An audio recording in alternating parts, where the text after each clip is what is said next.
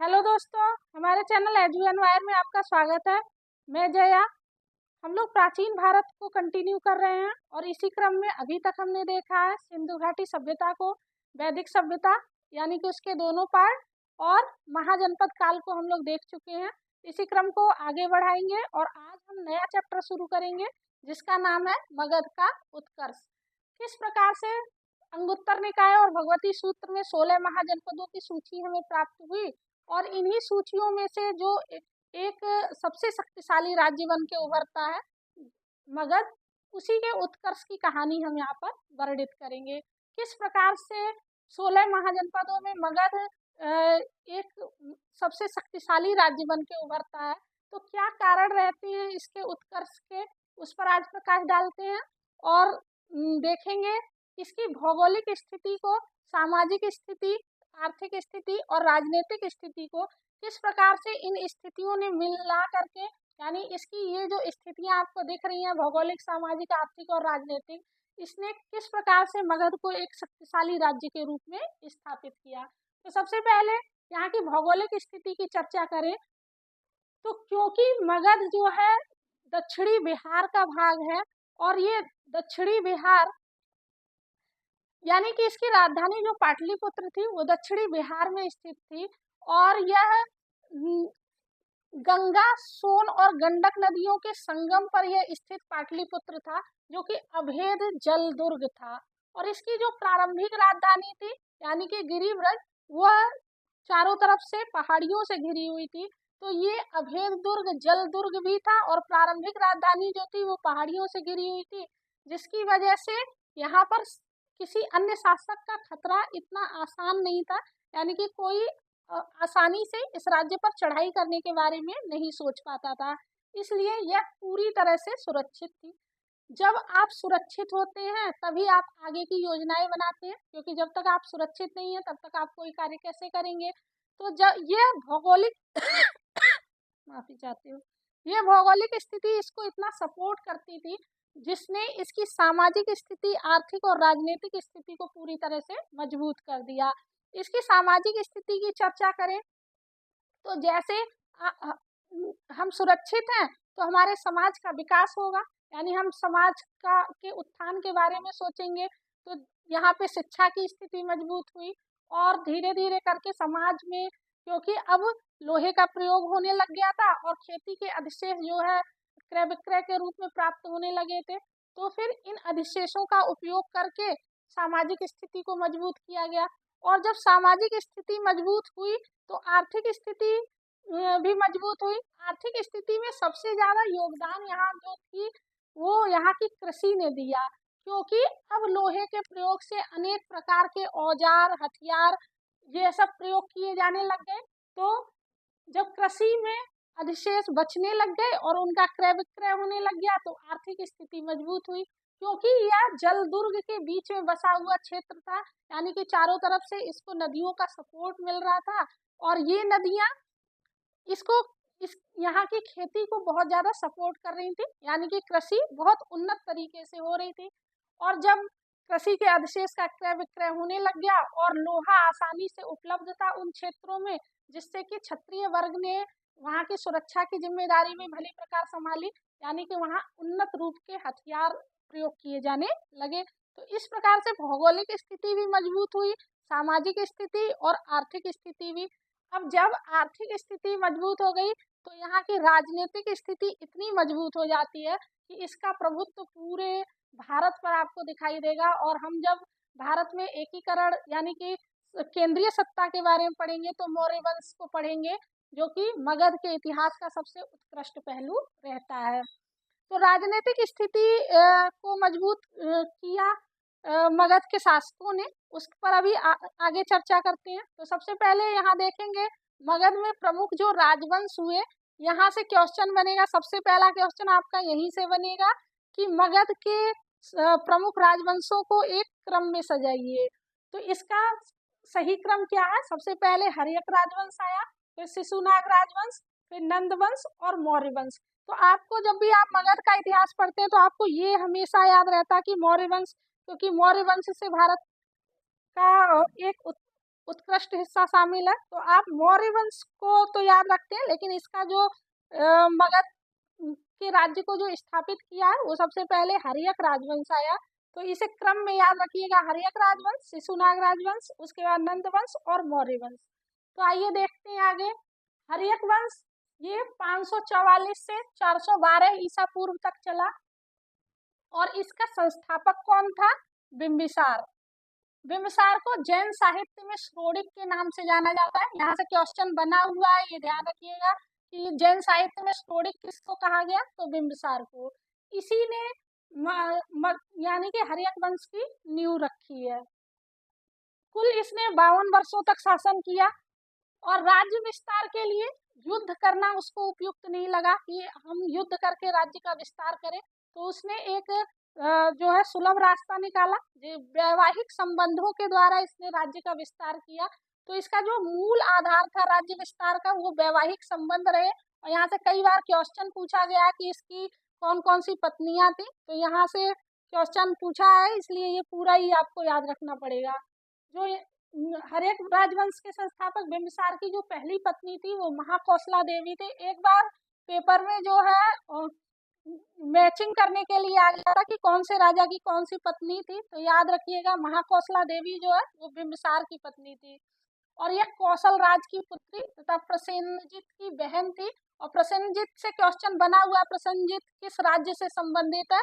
तो यह कौशल राजवंश से संबंधित है। और यहाँ जब आप आगे बढ़ेंगे अजातशत्रु को पढ़ेंगे, तो क्योंकि कौशल राजवंश से युद्ध करता है अजातशत्रु, तो यहाँ से ये प्रसेनजित का नाम याद रखिएगा कि प्रसेनजित कौशल राजवंश से संबंधित है। और इसकी जो बहन है महाकौशला देवी, ये पत्नी है बिंबिसार की। अब जब यह विवाह करता है तो विवाह के स्वरूप इसको दहेज में क्या प्राप्त होता है? काशी। तो अब यहीं पर आप देखिए कि मगध राजवंश में काशी जो है दहेज स्वरूप प्राप्त हो जाता है बिंबिसार को, और काशी यहीं से मगध का अंग हो जाता है। क्योंकि आप जानते हैं काशी भी गंगा के तट पर बसा हुआ है, तो ये एक बहुत उपजाऊ भूमि से संबंधित है। तो कृषि यहाँ पर भी उन्नत होती थी। तो इस प्रकार से मगध के शासकों ने अपनी आर्थिक स्थिति को मजबूत करने के लिए राज्य विस्तार का आधार क्या बनाया? वैवाहिक संबंध। इसके बाद इसकी दूसरी पत्नी जो है वो वैशाली की राजकुमारी लिच्छवी, मतलब वैशाली की राजकुमारी चेलना है, जो कि लिच्छवी राजवंश से संबंधित है। और इन लिच्छवियों से कई बार क्वेश्चन बना हुआ है। यही अजातशत्रु की माँ है, यानी कि अजातशत्रु की माँ कौन है? चेलना, जो कि लिच्छवी राजवंश से संबंधित है। तीसरी पत्नी बिंबिसार की क्षेमा है, जो पंजाब के मद्र कुल से संबंधित है। अब बिंबिसार ने और क्या काम किए? तो इसने अंग को जीत लिया, यानी कि जो 16 महाजनपदों में अंग, जिसकी राजधानी चंपा थी, हमने पिछले वीडियो में पढ़ा है। तो अंग राजवंश को जीत लिया, काशी इसको प्राप्त हो गया। और अवंती के शासक जो चंद्रप्रदोत था, अवंती का शासक चंद्रप्रदोत से इसकी मित्रता थी बिंबिसार की। तो यहाँ से ये क्वेश्चन तो कई बार जनरली बना हुआ है, कई बार बना हुआ है ये क्वेश्चन कि जीवक को किसकी सेवा में भेजा जाता है? तो ये अवंती के शासक चंद्रप्रदोत के यहाँ जीवक को भेजा गया। जीवक राजवैद्य थे बिंबिसार के। और इसकी हत्या जो है, बिंबिसार की हत्या अजातशत्रु कर देता है। इसलिए इस राजवंश को आप हर्यक राजवंश को पितृहंता वंश के नाम से भी जाना जाता है, क्योंकि यहाँ से जितने भी शासक आप देखेंगे, यानी कि हर्यक वंश का संस्थापक बिंबिसार की हत्या अजातशत्रु और अजातशत्रु की हत्या उदयन करता है।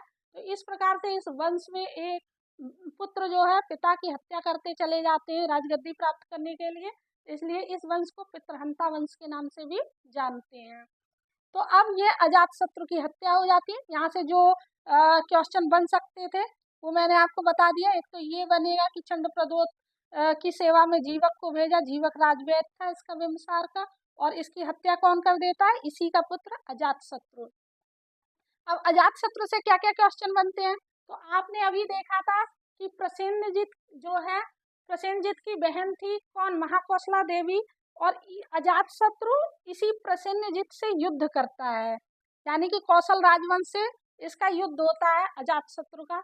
अजातशत्रु को जैन साहित्य में कुड़िक भी कहा गया है और ये जैन मतानुयायी था। अब आप देखेंगे जैन मतानुयायी है, जैसे कि जैन किसी की हत्या में विश्वास नहीं रखते हैं, लेकिन फिर भी यह शासक होकर अपने पिता की हत्या करता है।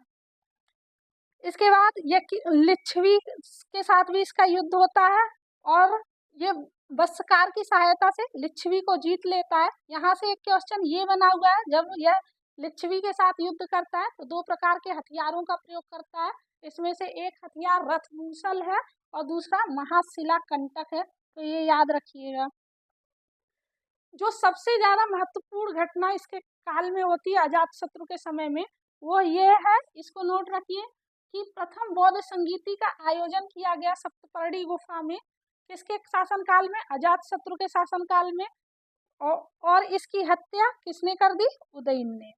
इस प्रकार से अजातशत्रु की हत्या उदयन के द्वारा कर दी गई और बिंबिसार की हत्या अजातशत्रु के द्वारा कर दी गई। तो ये वाला पॉइंट नोट रखिए कि प्रथम बौद्ध संगीति किसके शासनकाल में होती है? अजातशत्रु के शासनकाल में। कहाँ पर होती है?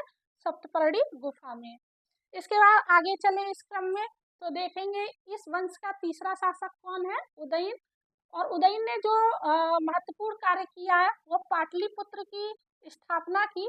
ये वही पाटलिपुत्र है जिसे हम आधुनिक समय में पटना के नाम से जानते हैं, और इसकी स्थापना उसने कुसुमपुरा नाम के नगर कुसुमपुरा नाम से की थी। तो पाटलिपुत्र की स्थापना करता है उदयन। और जैसे कि आप यहाँ पे देख रहे हैं इसी क्रम में यह भी जैन मतानुयायी है। और इस वंश का अंतिम शासक उदयन का पुत्र नागदशक होता है। इस प्रकार से हर्यक राजवंश खत्म हो जाता है यहाँ से, और नागदशक की हत्या करके जो है इसका अमात्य होता है, यानी उदयन का अमात्य होता है शिशुनाग, और शिशुनाग हत्या कर देता है उदयन की। और इस प्रकार से मगध राजवंश में हम दूसरा राजवंश देखेंगे, यानी कि शिशुनाग वंश को।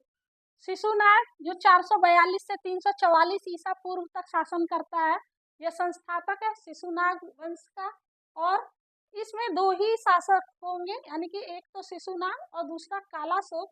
तो शिशुनाग से तो ज्यादा क्वेश्चन नहीं बनेगा, शिशुनाग से सिर्फ यही बनना हुआ है कि इसने इस वंश का संस्थापक कौन था, या फिर ये बनता है कि हर्यक राजवंश के बाद दूसरा कौन सा वंश आता है, तो शिशुनाग वंश। अब इसने क्या किया? राजधानी को वैशाली, यानी यहाँ पे जो राजधानी पाटलिपुत्र आप देख रहे हैं, शिशुनाग वंश की राजधानी क्या है? वैशाली। और अवंती तथा वत्स को इसने मगध में मिला लिया। तो आपने कई सारे राज्य देखे कि अब मगध में मिल गए, जैसे यहाँ से काशी देखा, लिच्छवियों का सपोर्ट प्राप्त हो गया था। और फिर यहाँ से आप देखते हैं कि ये चंद्रप्रदोत से मित्रता कर लेता है, तो अवंती का राज्य भी इसको सपोर्ट करता है। इस प्रकार से अब आप क्या देख रहे हैं कि अवंती और वत्स अब शामिल हो गए हैं किसमें? मगध में। शिशुनाग वंश का जो दूसरा शासक है कालाशोक, इसको पुराणों तथा दिव्यदान में काकवर्ण के नाम से जाना गया, और इसने पुनः वैशाली से राजधानी पाटलिपुत्र को बना लिया। अब जैसे अजातशत्रु के समय में पहली बौद्ध संगीति का आयोजन होता है, तो कालाशोक के समय में दूसरी बौद्ध संगीति का आयोजन होगा, और ये दूसरी बौद्ध संगीति का आयोजन कहाँ होगा? वैशाली में। इसी द्वितीय बौद्ध संगीति में बौद्ध धर्म का विभाजन हो जाता है स्थाविर और महासंघिक के नाम से। तो इस प्रकार से यहाँ से यह भी क्वेश्चन बना है कि कौन सी बौद्ध संगीति में बौद्ध धर्म का विभाजन हो गया। तो द्वितीय बौद्ध संगीति में इसका आयोजन कहाँ किया गया था? वैशाली में। और किसके रूप में विभाजन हुआ? स्थाविर तथा महासंघिक के रूप में। और इस प्रकार से कालाशोक की हत्या कर देता है महापद्मनंद, और इसके बाद नंद राजवंश का उदय होता है। अब देखें नंद वंश को, तो नंद वंश में दो शासक आपको देखने के लिए मिलेंगे, महापद्मनंद और धनानंद। और शासक हैं, लेकिन इनसे जहाँ से क्वेश्चन बनेगा वहीं से खाली देखेंगे। यानी महापद्मनंद जो पहला शासक है इस राजवंश की जिसने स्थापना की, और अंतिम शासक जो धनानंद है। और इसके बाद मौर्य साम्राज्य आएगा, जिसका हम अलग से वीडियो पढ़ेंगे, क्योंकि मौर्य साम्राज्य एक जो है महत्वपूर्ण टॉपिक है, और वहां से कई सारे क्वेश्चन बनेंगे। तो इस वीडियो में आप सिर्फ नंदवंश को देख लीजिए। तो नंदवंश में का संस्थापक कौन है? महापद्मानंद। और यह अभी तक जो भी आपने शासक देखे, कहीं पर ये नहीं वर्णित था कि ये शासक कौन से वंश के किस वर्ण से आते हैं, लेकिन महापद्मानंद के बारे में यह वर्णित है कि यह एक शूद्र शासक था और इसको सर्वछत्रांतक कहा गया। सर्वछत्रांतक का अर्थ है अर्थात क्षत्रियों का नाश करने वाला, और इसने एक शूद्र शासक के रूप में इस सत्ता को स्थापित किया।